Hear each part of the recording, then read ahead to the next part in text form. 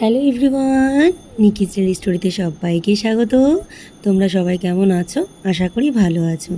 আবারও নতুন একটা ভিডিও বা ব্লগ তোমাদের সামনে নিয়ে চলে এসেছি। আর ভিডিওটা শুরু করছি বিকেল থেকে। সারাদিন টুকটাক একটু কাজকর্ম ছিল, ব্যস্ততার মধ্যেই ছিলাম। তো সেই কারণের জন্য আজকে আর সারাদিন ব্লগ করি। তো কী মনে হলো, ছাদে হাঁটাহাঁটি করছি, তা মনে হলো যে এখন থেকেই ব্লগটা শুরু করে দিই। তো সেটাই আর কি শুরু করলাম তোমাদের সাথে। তো আজকে যেহেতু মায়ের সাথে হাঁটতে যাইনি, বাইরে একটু গরম গরমই ছিল, তো মাকে বললাম যাই একটু সন্ধ্যা হতে চলো, একটু ছাদে হেঁটে আবার নেমে চলে আসি।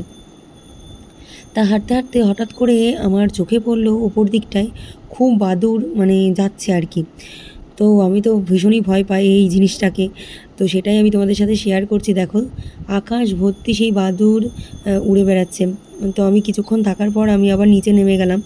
ওরা যতক্ষণ আলো থাকে ততক্ষণ তো আকাশে উঠতে থাকে, যেখানে আলো দেখবে সেখানেই ওরা মানে চলে আসবে। তো সেই ক্ষেত্রে আমি আবার চলে এলাম নিচে, সব দরজা ফরজা বন্ধ করে। তো বাড়ির সামনে দিয়ে একটু ঘটি গরম যাচ্ছিলো, তা মাকে বললাম যে একটু ঘটি গরম খাবো। মা বললো যাও বাইরে থেকে গিয়ে নিয়ে আসো। সত্যিই যত দিন যাচ্ছে জিনিসের দাম বেড়ে যাচ্ছে। আর আমরা 10 টাকায় ঘটি গরম খেয়েছি, এখন 15 টাকার নিচে বা 20 টাকার নিচে ঘটি গরম দিচ্ছেই না। আর সেই আগের মতন টেস্টটাও নেই। তো নিলাম একটা, তিনজনে মিলে আমরা টুকটুক করে ভাগ করে খেয়ে নিলাম। আর অল্প একটু খেলাম। আর ঝাল বললাম কম দিতে, কিন্তু অনেকটাই ঝাল দিয়ে দিয়েছে। বাবাকে অল্প একটু দিলাম, বাবার তো এইসব খাওয়া একদমই বারণ। তো একটু সন্ধ্যাবেলায় আমরা মুড়ি খাই, তোমরা কম বেশি আমার যারা ব্লগ দেখছো তারা জেনে গেছো। তো ঘটি গরমটা রেখে দেবো, ওই ঘটি গরমটা একটু গরম মুড়ির সাথে একটু ভেজে নেব, নিয়ে ঘটি গরমটা ঢেলে নেব। অনেক কিছুই রয়েছে ঘটি গরমের মধ্যে, দেখলাম কাঁচা আমড়া, তার সাথে গাজর, তো এই সমস্ত কিছু দিয়ে মেখেছে, ভালো লাগলো ঘটি গরমটা খেতে। আর বাবাকে একটু বাদাম দিয়ে মুড়ি দেবো, বাদাম দিয়ে মুড়ি খেতে বাবা ভীষণ ভালোবাসে। তো আর আমি ঘটি গরমটা ঢেলে নেব, ওটা দিয়ে খেতেও ভালো লাগে। তো চলো, মা বললো তুমি মুড়িটা খেতে থাকো, আর একটু পরে তারপরে চা করব, যেহেতু মুড়ি দিয়ে এটা দিয়ে খাচ্ছি। আর এখনই যদি দুধ চা খেয়ে নিই তাহলে অ্যাসিডিটি হয়ে যাওয়ার সম্ভাবনা থাকবে। ওদিকে চা মুড়ি তো অনেকক্ষণ আগেই খাওয়া হয়ে গেছে। আর এদিকে রাতের জন্যে একটু আটা মেখে নিচ্ছি। আর দুপুরের কিছুটা তরকারি রয়েছে, সেটা দিয়ে আজকে রাতের খাওয়া হয়ে যাবে। শুধু আটাটাই মাখবো। আর বাবা যেহেতু রাতে দুধ রুটি খায়, তো বাবার জন্য আর চিন্তা নেই তরকারির জন্যে। তো মা বললো শুধু রুটি করো তাহলেই হয়ে যাবে, আর দুধটা বাবাকে গরম করে দিতে হবে। তো সেটাই করে নিচ্ছি। গরম গরম রুটিগুলো একেবারে খাওয়ার আগেই করে নিই। এবার খুব একটা যে রুটি খেতে পছন্দ করতাম সেটাও নয়। আর এখানে এসে অভ্যেস হয়ে গেছে সব কিছু। দেখলাম যে সবাই রুটি খাচ্ছে, আর তারপরে ভাত আমার জন্য মা আলাদাভাবে রেখে দেয় দুপুরের পর। তো আমি দেখলাম সবাই আবার রুটি করছি, একবারে সবার জন্য রুটি। এই রুটি খেতে খেতে দু একটা করে করে খেতে খেতে অভ্যেস হয়ে গেল। তার মাকে বললাম ঠিক আছে চলো, রুটি যখন তোমরাও খাচ্ছ আমিও রুটি খাই। আর তরকারি তো থাকেই প্রায় দিনই, আর যদি না থাকা হয় সেই সময়টা আবার রুটি তরকারি একটু করতে হয়। তো গরম গরম রুটিগুলো সমস্ত ভেজে নিয়ে তারপরে তোমাদের সামনে আসছি। এই হচ্ছে রাতের খাবার দাবার। দুটো রুটি নিয়েছি, তার সাথে মা পটল আলু ডিম দিয়ে একটা তরকারি করেছিল, মানে ডিমটাকে অমলেট করে তারপরে ওই পটল আলু দিয়ে করেছিল। আর এখন তো আমের সিজন চলছে, খাবার পাতে আম তো থাকবেই।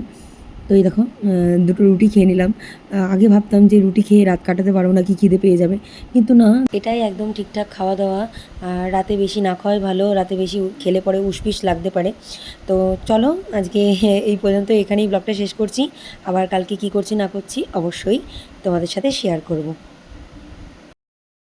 হ্যালো এভরিওয়ান, কালকে বিকেল থেকে ব্লগটা শুরু করেছিলাম। আর এখন ঘড়িতে বাজে হচ্ছে 8:45। আর এই তো ঘুম থেকে উঠে ফ্রেশ ট্রেশ হয়ে বাসি জামা কাপড় সমস্ত কিছু ছেড়ে এই তোমাদের সামনে এলাম। তো এখন নিচে যাবো, একটু চা করবো, মানে চা করবো কি মা চা করে রাখে সকালবেলা চাটা। আর দেখি সকালবেলা কি খাওয়া দাওয়া করি না করি। আর তারপরে তো দুপুরের কাজকর্ম রয়েছে, আগে বাসি ঘরটা যেটা থাকে সেটা একটুখানি ঝাড় দিয়ে নিই। রোজই একটু ঝাড় দিয়ে নিই, আর মোছাটা ওই মোটামুটি সপ্তাহে 2-3 দিন মতন করি। আর তো চলো এখন আপাতত মানে কালকে থেকে যেহেতু ব্লগটা শুরু করেছি, আজকে সারাদিন কী করছি টুকটাক সেইটুকুনি তোমাদের সাথে শেয়ার করার চেষ্টা করব। আর অবশ্যই জানিও আমি ব্লগ হয়তো রেগুলার দিতে পারছি না, বুঝতেই পারছো। ব্লগ করে সেটা আবার এডিট করা খুব টাফ ব্যাপার, যেহেতু ভয়েস ওভারেও দিই।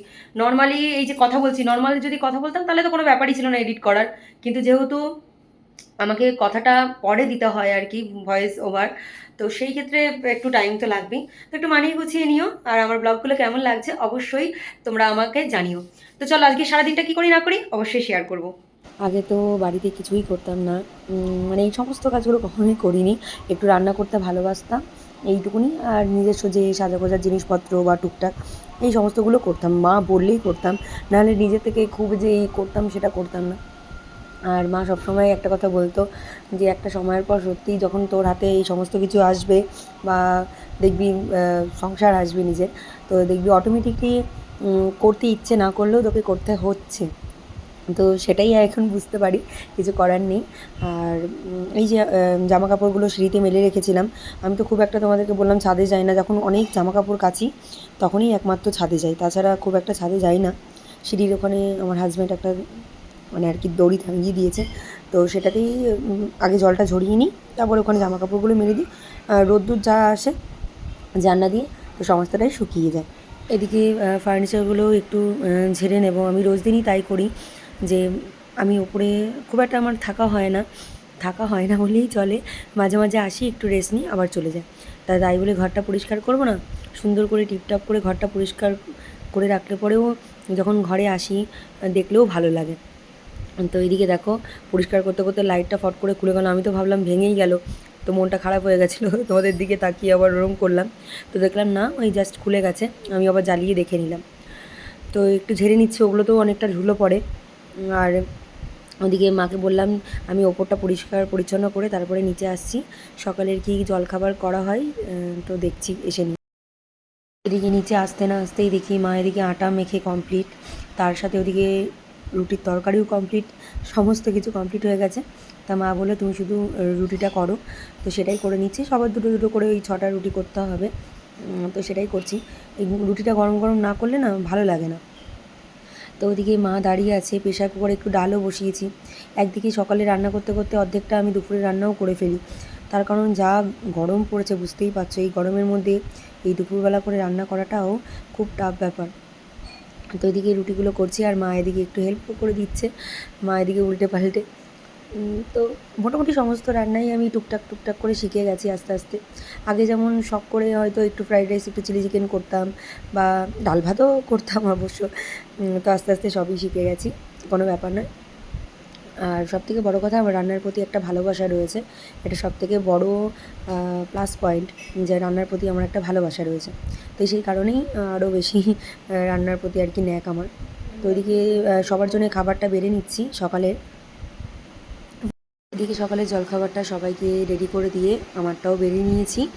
আর এদিকে আলু পেঁপে দিয়ে তরকারি করেছিল মা, তার সাথে রুটি তো করলাম দেখতেই পেলে, আর এক ফালি আম নিয়ে নিয়েছি। সকালের খাওয়া দাওয়া কমপ্লিট করেই চলে এলাম দুপুরে রান্নাবান্না করতে একটুখানি বসে নিয়ে।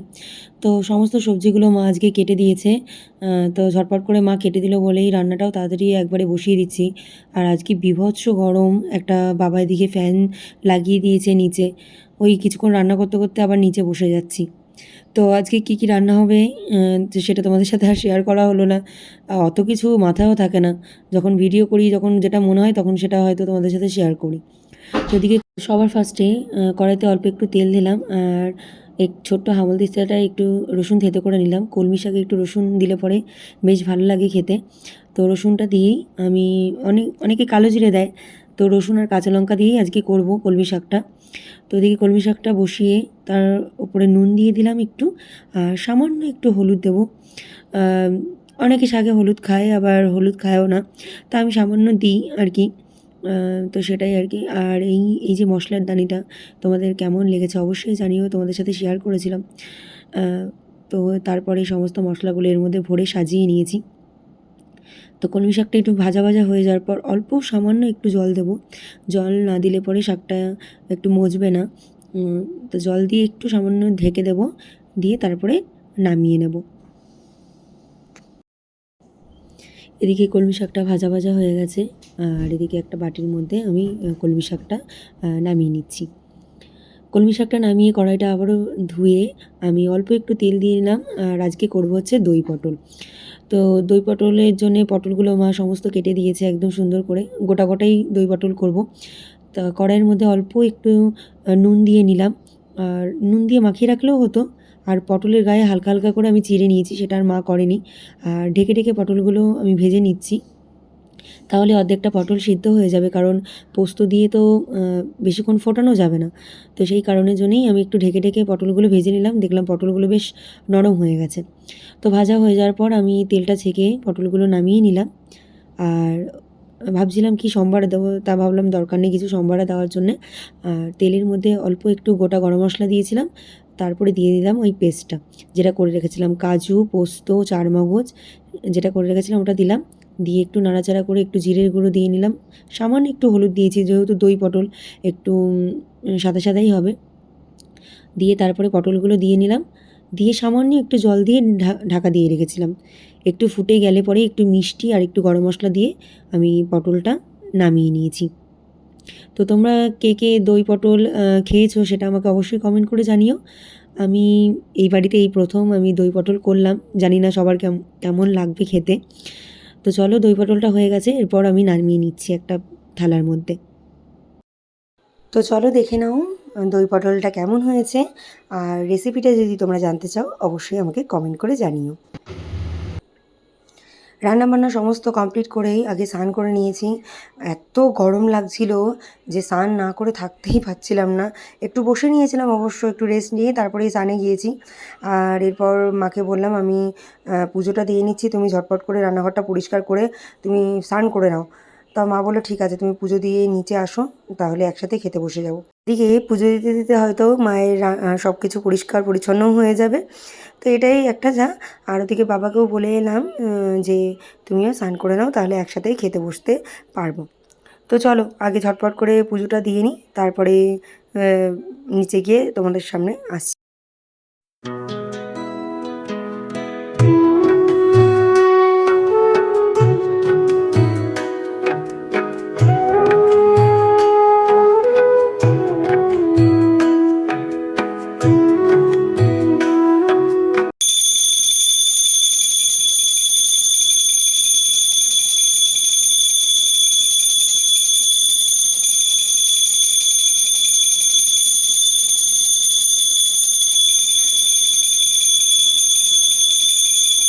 দুপুরের খাবার নিয়ে চলে এলাম, পুজো টুজো দিয়ে নিচে চলে এসে একটু রেস্ট নিচ্ছিলাম। দিয়ে মায়েরা সমস্ত স্নান টান করে এলো। এই যে দুপুরের খাবারটা বেড়ে নিয়েছি, ভাত, তার সাথে কলমি শাক ভাজা, দই পটল, আগের দিনের একটু পুঁই শাক রয়েছে সেটা। এই তো দুপুরের খাওয়া দাওয়া। আর তার সাথে একটু কলাইয়ের ডাল করেছিল মা, তো এই থালার মধ্যে আর জায়গা হয়নি, তো সাইডে রাখা আছে। তো চলো দুপুরে ঝটপট করে খাওয়া দাওয়া করে নিই। একটু বিকেলে বেরোনো রয়েছে, বিকেলবেলা একটু বেরোনোর ইচ্ছে রয়েছে, দেখা যাক। খেতে বসেই তখনই দেখছিলাম যে বাইরে ভীষণ মেঘলা হয়ে আছে। ভাবলাম একটু বিকেলবেলা বেরোবো, কিন্তু সে আর বেরোতে পারবো কি না কোনো ঠিক নেই। বাইরেটা বেশ মেঘলা রয়েছে, ওই পাশটা তো ভীষণ কালো হয়ে রয়েছে, আর এদিকে মেঘও ডাকছে। তো চলো সেটাই তোমাদের সাথে শেয়ার করলাম। আর এদিকে হালকা হালকা হাওয়াও ছেড়েছে, তো ওয়েদারটা একটু ঠান্ডা হয়ে যাবে। যেইভাবে দুদিন ধরে গরম পড়ছে, একটু যদি ওয়েদারটা ঠান্ডা না হয় মুশকিল হয়ে যাবে। আর ঘরে আসতেই মা বানিয়েছিল একটু আমের আইসক্রিম, সেটাও তোমাদের সাথে শেয়ার করা হয়নি। তো মা নিজের মতন করে বানিয়েছিল, তো খুব ভালো হয়েছিল খেতে। এখন তো ট্রেন্ডিং চলছেই আমের আইসক্রিম, আমের সমস্ত কিছু, মানে এখন যেহেতু আমের সিজন চলছে, আমের কেক, আমের আইসক্রিম, আমের দই, তো সমস্ত কিছুই সবাই রান্না করছে। তো আমরাও টুকটাক করে ট্রাই করলাম। এর আগের দিন আমের কেক বানিয়েছিলাম। তো চলো একটু রেস্ট নিয়ে নিই, দেখা যাক বিকেলে আমি আর মা বেরোতে পারি কি না। হ্যালো এভরিওয়ান, এখন ঘড়িতে বাজে প্রায় 5:30, আর এদিকে রেডি হয়ে একেবারে নিচে চলে এলাম। বাবাকে একটু চা করে দিয়ে যাব, আমরা এসেই চা খাবো। মাকে বললাম বাবাকে আপাতত চা করে দিয়ে যাই, যেহেতু বাবা বিকালবেলা একটু লিকার চা খায়। তো বাবাকে চাটা করে দিয়ে আমরা না এসেই চা খাবো। একটু মানে একটু ঘুরে আসি, যাচ্ছি একটু হাঁটতেই যাচ্ছি, তো একটু ঘুরে টুরে আবার চলে আসব। তো চলো এই যে রেডি হয়ে গেছি, অনেক দিন পর আবার এই কুর্তিটা পরলাম, এই নতুনই ছিল কেনা, এই বেরোনো হলো তবেই তো পরা যাবে। তো চলো পরে আসছি, কেমন, টাটা। আর আমি আর মা এই রাস্তাটা সামনে দিয়ে গেলে পরেই আমার চোখে পড়ে এই যে এই বিল্লুটাকে। ও ঠিক এই জায়গাটাই, আমি যতবার এই সময়টাই যাই ততবারই দেখি ও এখানেই বসে থাকে। আর চলে এসেছি একটা জামা কাপড়ের দোকানে, একটু টুকটাক জিনিস নেওয়া ছিল।